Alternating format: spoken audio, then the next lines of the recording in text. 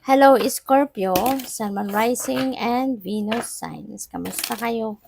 Sana po'y nasa mabuti kayong kalagayan. Welcome back po sa Star Tarot. At kung bago kayo rito, welcome din po kayo. Please subscribe, like, share my videos, and leave me a comment po kung naka-resonate po kayo. Thank you. So, Scorpio, first card po ninyo ay Broken Arrow. Sabi dito, embrace the energy of peace. Okay? Scorpio, embrace the energy of peace. Kasi maaari na ang iba sa inyo, Scorpio, pwedeng dati magulo ang isip, maaaring dati medyo, ano to, maaaring ang nararamdaman ng iba sa inyo is, pwedeng aside from magulong isip, mabigat, no, yung pakiramdam. Pwedeng ganun din ang ganap dyan. Pwedeng bumibigat yung feelings ninyo.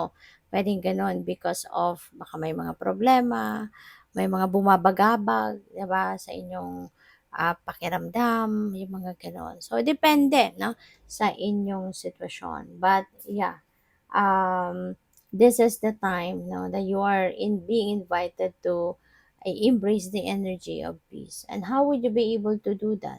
Diba? Unang-una, mag-solitude kayo. Kasi in solitude, there is power in it.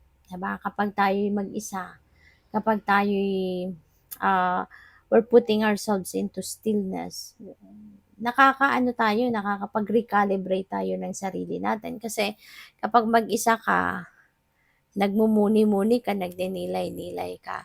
Parang sinasantabi na muna natin, 'di ba? Yung gulo, no, ng mga bagay na inaasikaso natin, mga worldly things. Sinasantabi muna natin 'yan. And we're just putting our focus on ourselves, 'di ba? Yung nakikinig tayo sa intuition natin, nakikinig muna tayo sa soul natin, sa sarili natin, 'di ba? At hindi muna natin iniisip yung mga problema, mga responsibilidad, obligasyon sa trabaho, mga gano'n, 'di ba? Isinasantabi muna natin 'yan. And kapag naririnig natin, no, yung sarili natin magsalita, 'di ba? Nakakagaan ng pakiramdam. Naririnig natin yung intuition natin, nakakagaan ng pakiramdam, parang napupunta tayo sa ibang dimensyon, 'di ba? At pagkatapos no, natapos na natin ang session natin sa sarili, with ourselves, 'di ba? Ang gaan ng pakiramdam, hindi ba? Nagkakaroon tayo ng kapayapaan sa dibdib, kagaanan sa dibdib, sa pag-iisip natin. Kasi parang nagkakaroon tayo ng renewal. Parang nagkakaroon tayo ng bagong direksyon sa buhay, or malinaw na sa isip natin kung ano na yung pupuntahan natin, ano na yung dapat nating gawin, yung ganun, 'di ba? So what else? We have Knight, be brave and honest, okay? Maging matapang ka, maging honest ka, maging authentic ka sa sarili mo. Okay? So minsan din, 'di ba? Mahirap din ang tawag dito, mahirap din magpaka-honest. 'Di ba? Kaya minsan kailangan din natin ng tapang, kailangan din natin ng bravery, courage, and inner strength for us to be honest, 'di ba? Sa sarili natin at sa ibang tao. But we need to do that kasi mas masarap ang pakiramdam, 'di ba? Nang honest tayo sa sarili natin. Authentic tayo sa sarili natin. Mas maganda ang pakiramdam kapag honest tayo sa sarili natin, because we are also going to attract people, 'di ba, na magiging honest din sa atin, hindi ba? So, what else? We have guardian angel. You are not alone. Hindi ka nag-iisa. This is a reminder para sa inyo, Scorpio, na hindi ka nag-iisa. Okay? You are not alone. At kahit ano man ang inyong pinagdadaanan sa buhay, 'di ba? There will be someone out there, no, sa spirit realm na lagi kang dadamayan, gagabayan, tutulungan, poproteksyonan, gagwardyahan, 'di ba? Hindi ka nag-iisa. Your guardian angel is letting you know na nandiyan siya lagi para sa and lagi mo siyang kasama. Kaya wag kang matakot, wag kang Huwag kang matakot, hindi ka nag-iisa. Okay? So, by the way, maraming salamat for subscribing. And if you haven't subscribed yet, subscribe na kayo.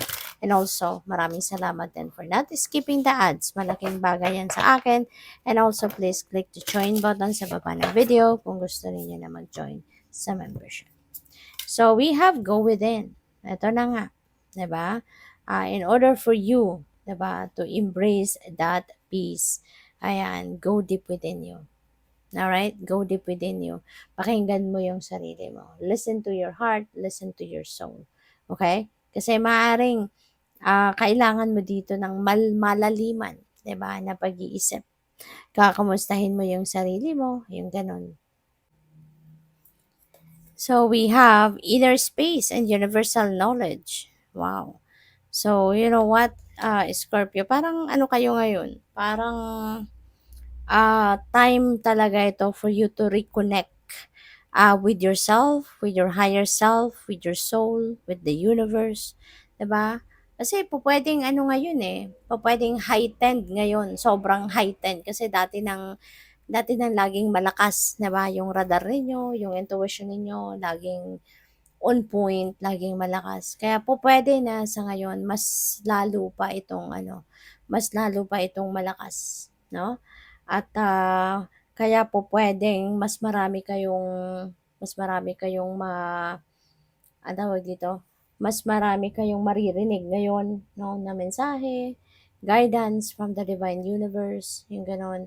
Maaari din na yung soul ninyo will also give you guidance, 'di ba? Kung ano yung kasi your soul also knows kung ano makakabuti din sa'yo. So, pupuwedeng yung pakikinig ninyo sa inner voice ninyo, sa sarili ninyo, will really give you so much power sa ngayon. Kasi po pwedeng marami din kayong creative ideas na may isip, 'di ba? Marami din siguro kayong mga bagong impormasyon na maririnig, something like that, no? So what else we have? Your life plan is unfolding as it should. Okay? Kaya napakaganda rin ito kasi ibig sabihin nito na kung ano man yung nakatakdang mangyari sa buhay mo, yun talaga ang nangyayari. Maaari na kung ano yung nakaplano ng universe para sa'yo, yun talaga ang nag-unfold sa buhay mo sa ngayon, no? So, ang swerte mo, no? Ang swerte mo kasi kung ano yung plano ng divine universe para sa'yo, kung ano yung dapat na ma-experience mo, maaaring yun talaga ngayon ang nangyayari.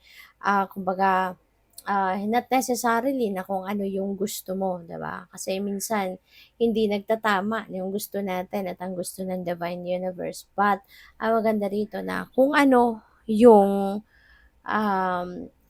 yung plano ng divine universe at may mga ilan siguro, no, na mga plano din kayo sa buhay ang pupuwedeng sumasakto ngayon kaya yun ang nangyayari.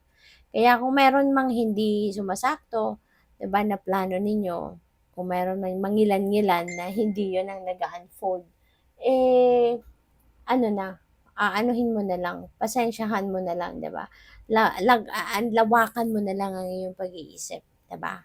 Yung gano'n. Kasi kung ano naman yung majority of your plans sa ngayon, 'yun din siguro yung plano ng universe ngayon na yun ang nag-a-unfold na sa buhay mo at this time. So, good luck sa'yo. Thank you for watching. Love and light. Namaste.